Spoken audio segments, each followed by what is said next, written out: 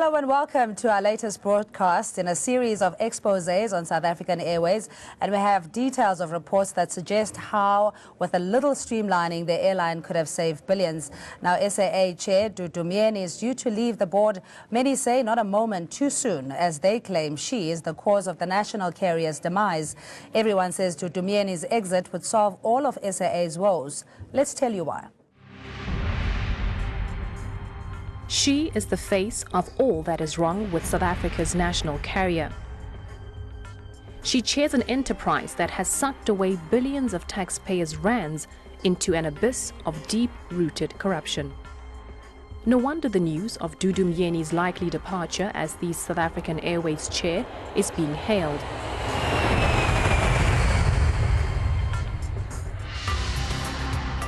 Who's being held accountable? Who's losing their job? It cannot be that the taxpayer has had to bail out SAA to the tune of billions. Dudu Myeni is ground zero of the problem at SAA. In my view, she behaves more like a warlord than a chairperson.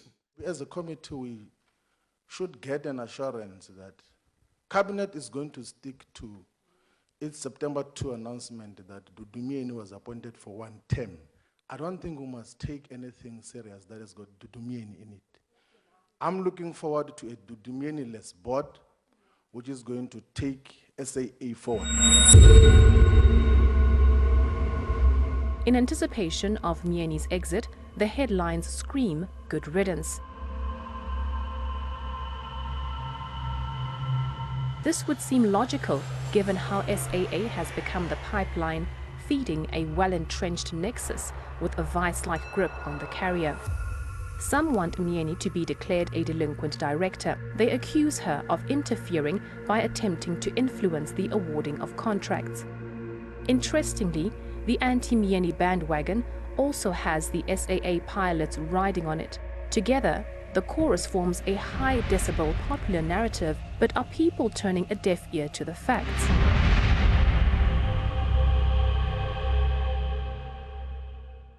Now let's take a look at why Myeni's exit is good riddance for the pilots. In 2015-2016, just 754 pilots cost SAA 1.8 billion rand. Now the savings, if the pilots' contracts are renegotiated, would be 964 million rand. This is according to an ENS report commissioned by Dudu Myeni.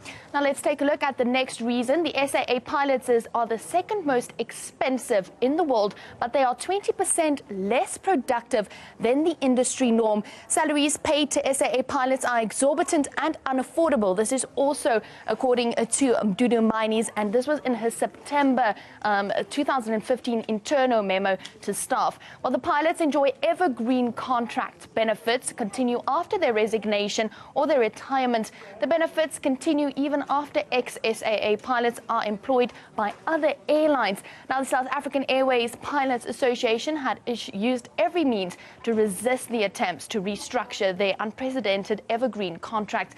This was according to Dudu Myeni's November 2016 letter to the Standing Committee on Finance. Now, some pilots unilaterally decide which routes to fly as per their convenience. The pilots are costing SAA an excess of 600 million rand per year in excessive guaranteed benefits. This is also according to Myeni's November 2016 letter to the Standing Committee on Finance. Dudu Myeni's raised eyebrows obviously touched a raw nerve.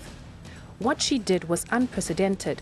How dare she meddle with the pilots' guaranteed perks?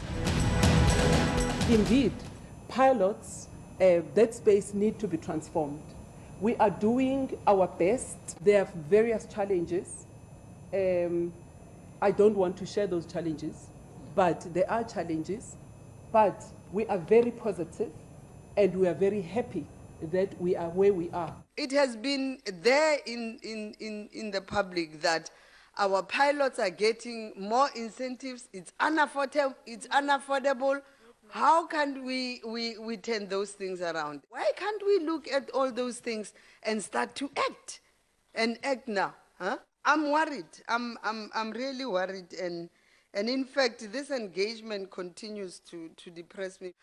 We want you to really be honest and then be able to deal with some of these things. At some point, we have to start scrutinizing what they are doing, because at a level of what they're doing is intimidatory towards our transformation agenda. Particularly, they are antagonistic towards radical economic transformation.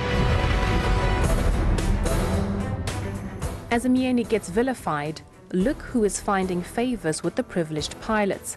Former Finance Minister Pravin Gordhan, the man who did nothing to break the embedded interests. In the face of anti-transformative, oligopolistic, self-centered interests bleeding SAA, anybody who challenges the status quo must go. Myeni, who has probed, questioned and imperiled the vested interests, is seen as the enemy number one.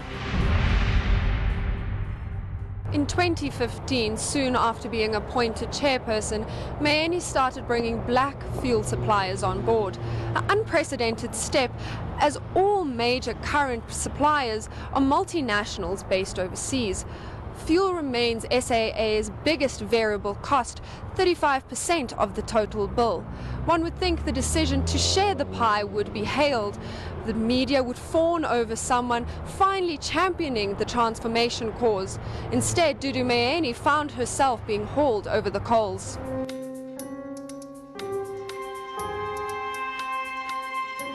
It was over her alleged interference in SAA's fuel contracts that raised the ire of OUTA. But a forensic report and details of how the tender was awarded, seen by ANN7, shows how the airline pays lip service to transformation.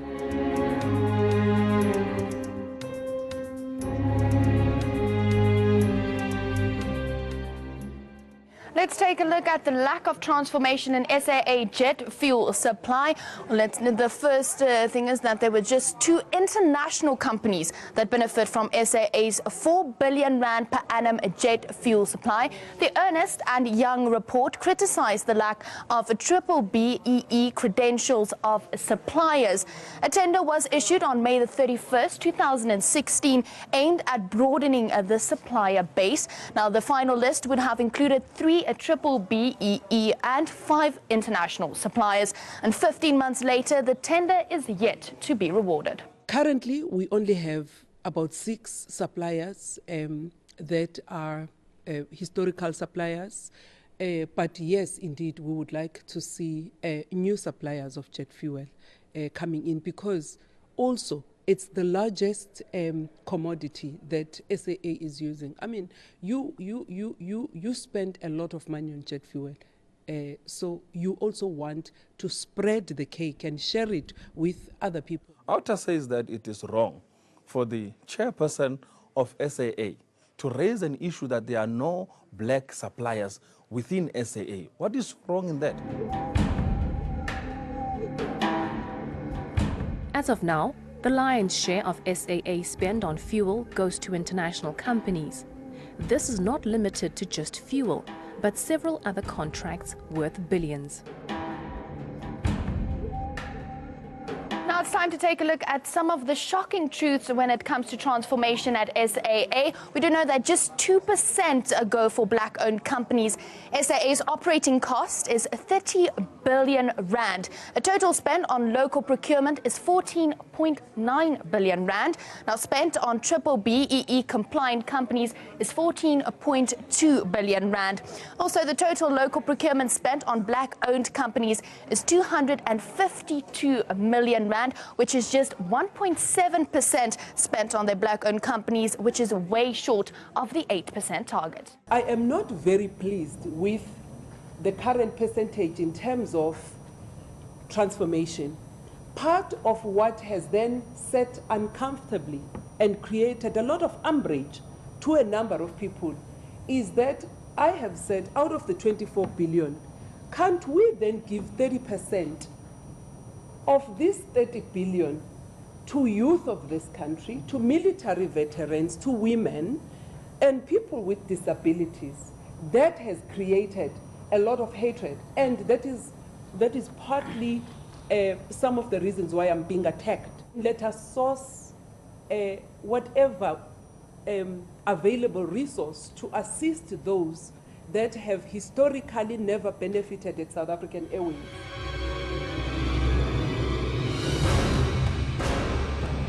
Dudu Myeni must go because she does not protect the status quo. Because at SAA, it is a cardinal sin to demand transformation, especially when billions of rands in contracts are at stake. She must go because she must pay the price for challenging the long-standing hegemonies, for daring to set the long-clogged, rusted wheels of transformation at SAA in motion.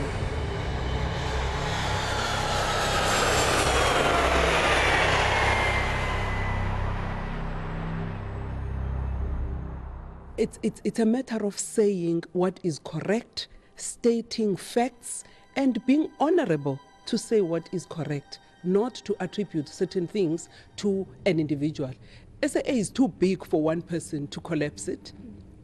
And as the chairperson of the board, I am happy that in 2014-15, we experienced huge financial losses of 4.5 billion. But in 15-16, under the tenure of Dudu Myeni, our losses were reduced to 1.5 billion. That will never be celebrated anyway. And nobody will talk about that because it was a success story that should not be attributed to us. If anything I've learned at SAA, I'm going to be writing a book about my tenure at SAA at some point when I'm retired and sitting at home. I will write a book. You get vilified, and in that process, you become courageous. People, when you look at them with respect, they are also able to create lies, and they repeat lies, and when they repeat lies, lies appear and sound like it's truth. Joining us is Adil Nchabeleng. He is Transform RSA President. Zamo Madlala is a spokesperson for Black Empowerment Foundation. Cecilia Russell is editor for special projects here at ANN7 and TNA. Good evening and hello to you. Just looking at the expose that we've been following now since May, very little seems to have been done. And of course, this leaves a bitter taste, especially when it comes to transformation. Cecilia, what were you hoping would come out, at least from the expose by this time? I understand that you say that very little has happened, but I think that the pressure that we put under, the Treasury under, has meant that these reports have been sent to Parliament. The EY and the ENS reports, both reports have been sent to Parliament, and they are now being discussed, or they are about to be discussed, and there's a push to ensure that that obviously what's in them is exposed and fixed. Something else that happened is that a union, a NUMSA, went to court and won quite a strategic court battle, and they have, in the judgment, the judge has said that SAA is required to ensure that the officials who unlawfully awarded contracts be disciplined, and that's the second thing that has happened. Obviously, we would like to have quick fix, and we'd like everything to work absolutely perfectly. But I think that there's an awareness that things are not as they should be, and also there's a little bit of a change in the narrative. The general narrative has always been that Dudu Myeni is the cause of all the problems. They are now seeing that in fact she's a corruption buster. She was the person that ordered, with her board, ordered these forensic reports in a determination to expose some of the rot within the organization.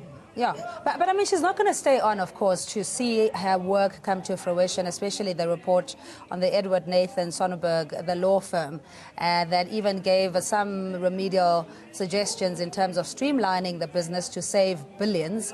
What, in your views, are more in terms of transformation in the short term, medium term, and long term? Are we likely to see differently from SAA? Thanks for the opportunity. As the Black Empowerment Foundation, we actually find it somewhat laughable because by all means, when you look at the past year, it appears as though the chairperson has been sidelined within her own board, because when you look at who's been running REMCO's the deputy chair, FinCo's the deputy chair, so all the committees, including the audit committee, have been run by the deputy chair, who's literally been sitting on these reports. that were meant to have been acted upon. Yes, now you mentioned those 2, then there's 4 open water systems reports on the basis of which I think NUMSA has actually won some of its cases. There's a component support, ridiculous forensic reports that they are saying as SAA they are waiting to give those that are mentioned in the reports chance to respond, which is nonsensical. There's one on logistics, there's another one on tires, and then there's another one on paint. And these are it's forensic reports that are there that name the wrongdoers, and they say that the action should be taken. And the deputy chair, for some odd reason, has been sitting on it. So we're looking at why nothing, at least effective, has been done, because seemingly with the chaos currently at SAA, there's a lot of people that want to protect their vested interests. Why, in your view, hasn't any change been effected? Cindy, SAA currently is a major cash cow to many businesses, particularly businesses that have been actually privileged in the past, that continue to milk the airline till today. If you are aware, the history of SAA does not start today in terms of its loss-making as well as its non-profitability. The airline makes lots of money. We should make that point very clear. But the money gets spent into areas that actually produces losses. For instance, unnecessary fruitless spending. You have unnecessary, payment for account and contracts that do not really merit the amounts of monies that they've actually been given. And then on top of it, you have a gross level of corruption. Contracts that just gets extended and extended and extended for no reason and are never ever renegotiated. So there is a huge challenge of SAA losing money on the basis that the money that comes into the airline that they make out of ticket sales as well as running their destinations and operating the business is actually misspent and misdirected into an unnecessary financial mismanagement. Can't these contracts, though, be terminated or reviewed? Because the ENS report also recommends that if they were to renegotiate the pilots' salaries, they could save at least $1 billion annually. And we know the tumultuous relationship that Dudu Myeni and the Pilots Association had over her tenure in trying to at least pay competitive rates as opposed to these exorbitant salaries and perks that they enjoy. Well, if we look at the pilots, we've got 779 pilots, 579 are white. Okay, of the senior captains, 225 of them in total, 217 are white. Of the captains, 116, 108 are white. Senior first officers, out of the 288, 187 are white. First officers, yes, there's now a fraction. There are 43 out of 130. Pilot managers, 14 out of the 21. So these guys have been covered ever since. They've had evergreen contracts. So Dudu Myeni is obviously, comes out as one of the victims of how entrenched these guys truly are.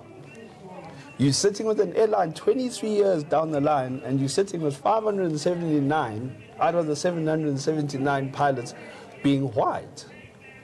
Now, there's nothing more that we can talk until we're blue in the face. There's the reality in numbers. Yeah, okay, I understand that the complexion, obviously, of the staff complement needs to change. But if you just look at the behavior from our previous episodes of how the pilots were literally pampered, you could even almost call them drama queens, in the sense that, no hotel was good enough, short of having or bathing in milk, for example. And that's what they demanded. Holiday homes around the world, free travel on first class, and those still remain, Cecile. I don't understand whether there isn't an exit clause or some form of a performance evaluation with the pilots, because we know they're even 20% less productive than any other around the world. If you restructure your whole organization, you will be able to renegotiate packages and renegotiate out of these packages. That is the one thing. He has got the most enormous challenge ahead of him. If you look at those contracts, that have been brought, that have been exposed, most of them aren't properly signed. Most of them don't fit into the Public Finance Management Act requirements. They need to have proper leadership and systematic leadership, and somebody is going to say, no, this is it. And Dudu Myeni, by doing these two forensic reports, you know, there were always these things that, you know, she was trying to be a board chair and a whistleblower at the same time. But she clearly knew what was going on and felt that it needed exposing. And the interesting thing is that even though all of these reports, most of them are still sitting under wraps. So that's the push. Zama, you were talking about the pilots. 85% of SAA pilots are white male. And there was a cadet pilot program that they initiated to allow black, Long ago, you know, in the 90s. Yes, cohorts to come through, because we know the majority of the white pilots had their training via the South African Defence Force and what have you. They didn't have to pay for commercial pilot licenses, which is, you know, literally When it comes unaffordable. to the pilots, you've got a bit of a caveat. You've got a problem. I think it's the 2014-15 financial year. They literally took the jet fuel bill and it was over just over 10 billion. And this is simply, and a pilot can really damage you. If he literally switches that plane on half an hour earlier and he gasses just a bit more, your jet fuel bill is going to make his salary look like a joke. So it's a bit of a double-edged sword. Yes, you want to handle the pilots, but they can also handle you, in that they can really increase that jet fuel spend astronomically. And there's nothing that you can really say, because then they can turn back and say, no, the planes are old. They'll always be able to justify it because they're the guys that are sitting in front of the planes. So, yes, I do wish Mr. Chahana good luck in coming to a solution of this, but something has got to give. It can't carry on like this. I suppose that's why he's been identified as the key man to be able to go in there and resolve not just the pilot issues, there's also the cost issues, there's the issues of SAA technical, how the contracts have been running. There's a whole rigmarole that he needs to go through. There's forensic reports, a pile of forensic reports that he can act on, where people have been mentioned by name. It's been said that so-and-so did the following, they went and did this, then they tried to force. There's one on the tires where Michelin was being forced to sign some sort of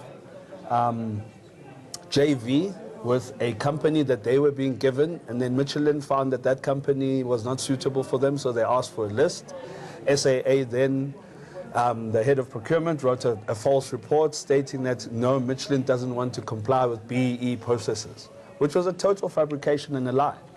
So ultimately, although Michelin had rightfully won the contract, they were not awarded. Now the whole thing was going to go back and be re-advertised. So that's still sitting there. It has to be looked into. So there's many issues that are there that need to be addressed. Yeah, but I mean, let's look at Dudu Myeni's role. And I had the, you know, covered one of the road shows that she has done, called all the service providers and diverted in speaking isiZulu and vernacular and said, you know, my fellow African service providers, please try and position yourself in these key industries, because we spend a lot of money on jet fuel, on these kind of supplies that are imported, and if we had the capacity locally to, you know, unlock a lot of opportunities and create jobs. And she's vilified for having to raise these things, that there is huge inequality or disparity in how contracts are awarded to you know, companies in the airline. Look, the saga and the crisis surrounding SAA is a well-engineered crisis, one. Whether Dudu Myeni as a chairperson of the SAA, her role and involvement, by the way, is very insignificant, because she is hardly ever on operations. She sits and deals with the board, and she governs the strategy as well as overall objective in terms of performance of the organization. But in terms of implementation, it is your executive management. It is from top up, which is your CEO, right up to operations people. So efficiencies in terms of really gross negligence on efficiencies on running a profitable operating airline happens at the executive level. Yeah, and but I want to talk about the part where we decry the fact that there's only 1.7% spent on procurement on black service providers or companies. Do we have the capacity, though, when it comes to jet fuel, when it comes to tires, when it comes to hydraulics, whatever else that the airline might need? Look, black people are not that stupid. the fact that we keep on being told that black people cannot supply fuel, when the drivers of fuel trucks are black, when the logistics operators of fuel operations are black, when handlers as well as engineers and technical people who even refine and create fuel are black. So this whole misnomer that there are no black suppliers has to be actually totally, be taken out of the whole scope. It is not about black suppliers not capable or not being ready. Here it is about business interests that continuously block black suppliers to come into the value chain, to become fully qualified and actually accredited suppliers to SAA. That's the one aspect of it. So I think we just have to close this issue that there are no black suppliers. There are many black suppliers in the fuel industry. So how do we get them onto the databases? The company, SAA's procurement is currently a mess. They need to do an overhaul of the entire procurement department. And a lot of people must be fired and be removed because their interests are currently being protected within the procurement aspect of it. So what we're saying is there has never been new entrants and suppliers in SAA over a period of few years counting up to now. So which means the black suppliers who are supposed to be prioritized as new emerging SMEs as well as established suppliers are not being given an opportunity, irrespective of how good or great they are. Very briefly, with the Dudu gone, will the problems of SAA evaporate, disappear, and bring it back into a healthy state of functionality? I certainly don't believe so. There's too much there that needs to be resolved. I suppose what one could say is to say maybe a thorn in the side would have gone away, which may allow for business as usual to continue. Nobody knows. I mean, no one knows what is going to happen with, will this board's tenure be carried on going forward, because given that they were appointed, I think, in September last year, I don't know what this new board has actually achieved. Yeah, but if you were to write the foreword on her book, because she did say that, she'll write about her tenure, Cecilia, very briefly, what would you describe, or how would you describe her tenure at SAA? I think she's had a fraught tenure. I don't think there's been many people that have been behind her. I think that, she's always been seen as an associate of President Jacob Zuma and less as a businesswoman who may have the skills to fix SAA. And going forward, if she was writing her forward, I suppose she would have to say that she talks about finding a level of being brave. She talks about, in one of her bites, she talks about, doing it for the good of the organization. So I think that, I think that her credentials are that she's tried to do it for the good. She's had absolutely no support at all. Well, we hope she'll be vindicated and the book will be a bestseller, if nothing else, and we hope she gets a very lucrative golden handshake as well. But thanks so much to our panelists, Adil Nchabeleng as Transform RSA President, Zamo Madlala as Black Empowerment Foundation spokesperson, Cecilia Russell is Editor for Special Projects here at ANN7 and TNA. Thanks for joining us. So we're back after this.